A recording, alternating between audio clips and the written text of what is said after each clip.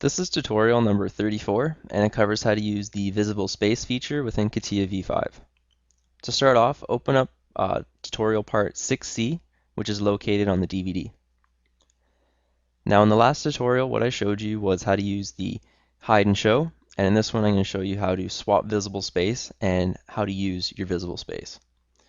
Now, in the last one we were hiding some of the components, but really, where are those components going? And where that is in the other space. So if you click swap visible space, you get another space that shows what is not shown to your face in the other space. So everything that is hidden, so you might find sketches, work planes, and whatnot, and it'll also be the parts. So right now, let's hide this part.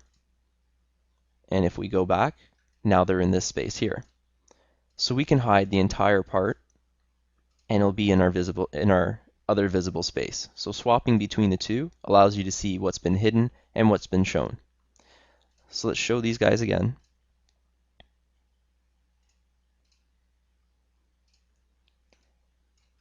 And you can see that we also brought over these lines here. So we can hide them and then they're going to go into this visible space.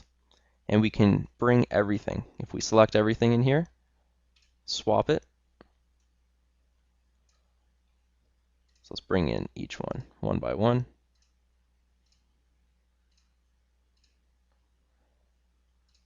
Now we have all the drawings that made up these parts and these assemblies.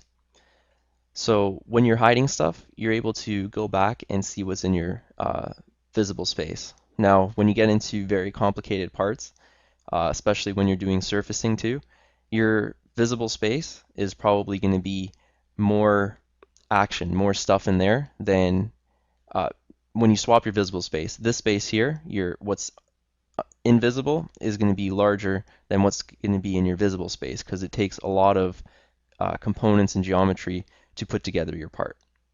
So this is a really important tool as you're able to toggle back and forth by toggling stuff on and off, and you're able to see where the stuff that you toggled on and off, where it goes. So it helps you create your part, and it helps you know that, hey, I lost this part, where did I put it? You can swap space and you can be like, oh yes, I hid it, so let's unhide it, and you can bring it back. So that's just an introduction to the visible space, and in the next few tutorials you're going to be seeing how we're going to be applying this visible space not just to assemblies or just to products, but also sketches. So you're going to see kind of like a first-hand use of how we're going to be using this and utilizing this tool.